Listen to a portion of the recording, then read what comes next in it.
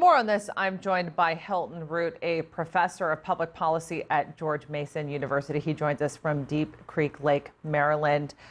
Hilton, thanks for being with us. What do you make of the president's move to delay these tariffs?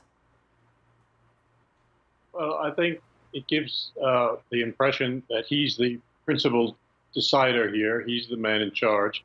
He has a control. He can change his mind. So it keeps the uncertainty at play, which he's been utilizing for his own benefit, and it keeps him it keeps all eyes on the president, which is where he wants them to be. Goldman Sachs said that the likelihood of a recession as a result of this trade war was increasing. Do you agree with that? And how far off could that be? Well, a recession can be triggered by a very small event, and an event that people don't anticipate, because it could set off a cycle or a cascade of a loss of confidence. And the trade war certainly has the capacity to do that if the two sides seem incapable of cutting a deal.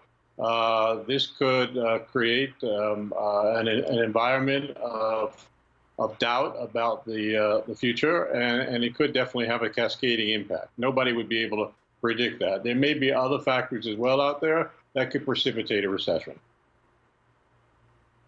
So where are we at right now in these trade negotiations? Is China's strategy at this point to let the clock run out on the Trump presidency? Yes, China's strategy is clearly to wait till the end of the Trump presidency in the hope that they can get the best deal at that time when Trump might actually need a stimulus for the economy. So they're hoping that's that would be their time when they can cut the best deal.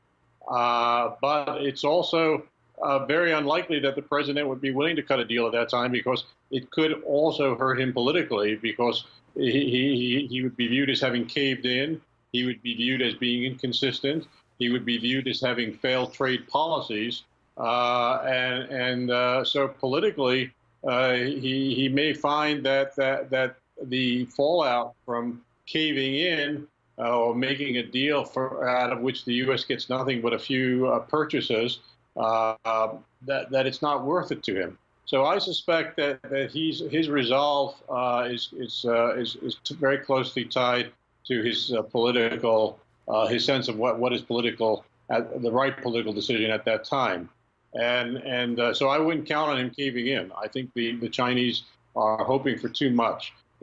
Of course, if Trump wins the election, then the deal that they would get would be even less favorable.